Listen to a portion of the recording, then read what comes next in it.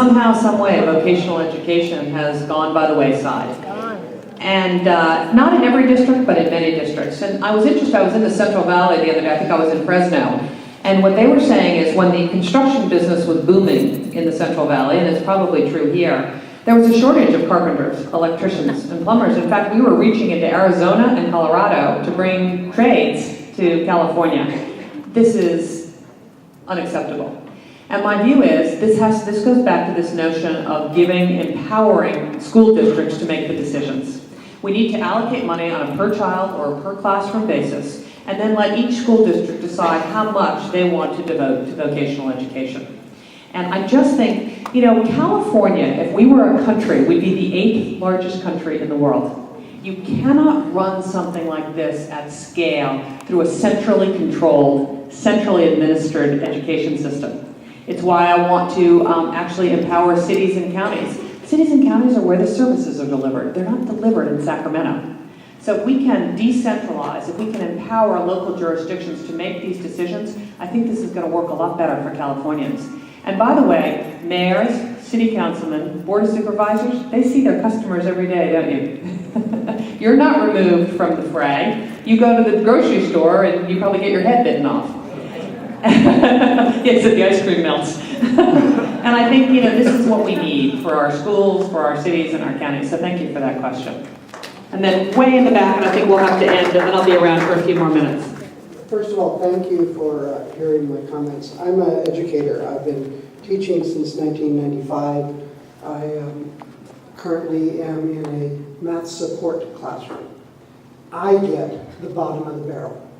That's who they assigned to me. I am terrified of ending tenure or giving any kind of merit pay because of the politics within the district that would be involved. I personally fought against the superintendent and the school board and helped get a new board elected in our district because of tenure, because I wasn't afraid of them. I wasn't afraid that I would lose my job. I wasn't afraid I'd get put in the worst place, although I probably am. I can live with that. I can live within my contract. But I am terrified that this will become an opportunity for internal politics within the district to become the thing that destroys public education. And the complexity of this is incredible. And that's, how would you deal with the specific details of deciding what is a good teacher and what is a bad teacher, given I work with what I got?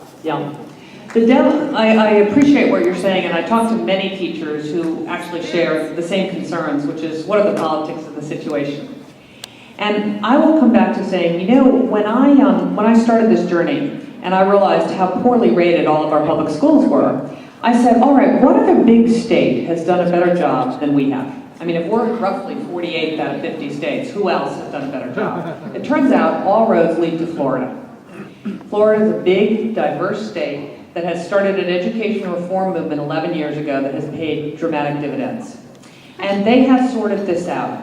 And so what I would want to do is bring together a group of people, the teachers union, the people who knew about this, and see if there was a fair way to do this. Because I think we have to find the best teachers. I suspect you're a fabulous teacher. And so how do we make sure, and no system will ever be perfect. Will there always be some problem somewhere? Yes. But my belief is that if we don't find the great teachers and we don't pay them more, I mean, one of the reasons that I think we don't have as many terrific teachers as we might is we're not paying them enough, right? Think about it. And so my view is we ought to be able to find a way that is fair, that does reward the great teachers. No system will be ever perfect. But my view is we have to move forward here. What isn't working is to continue to do the same thing over again, as I said earlier, and hope for different results. The challenges are immense. What you do every day in the classroom, I applaud. You have one of the hardest jobs, and it sounds like, given the nature of the children you have, it's extremely challenging. But we have got to try new things. We cannot continue like this because it's not okay to deny the vast majority of our children a subpar education. So what I know is the price of inaction is far greater than the cost of making a mistake here. So I think, thank you very much.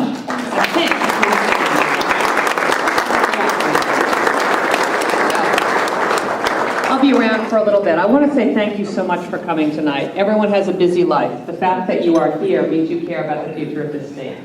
And I want you to be part of this campaign. I am a big believer that in the power of many. What we can do together, none of us can do alone. And I cannot do this on my own. This is an enormous undertaking. But with your help, we can change this state and we can make California great again. You know, the phrase that I use to describe my campaign is a new California. And after events like this, people will come up to me and they'll tell me what a new California means to them. Older Californians will come up to me and they'll say, a new California to me means the California I grew up in.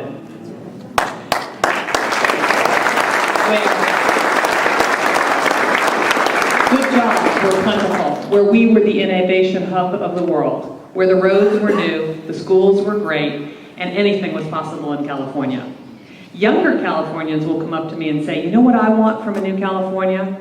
I want great schools, plentiful jobs, where the roads were new, where leaders were bold and courageous, where we broke free of being beholden to special interests, and we took back California.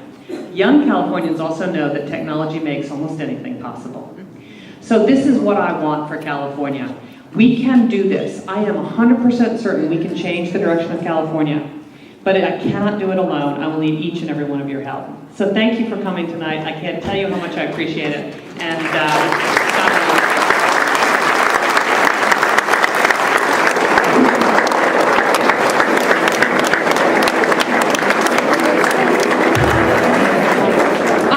I didn't get a chance to thank Sue Patani and all the the San Bernardino County organizers. So they're in the green ribbons. We've had runners, so can you thank all the folks in the green ribbons? Thank you very much.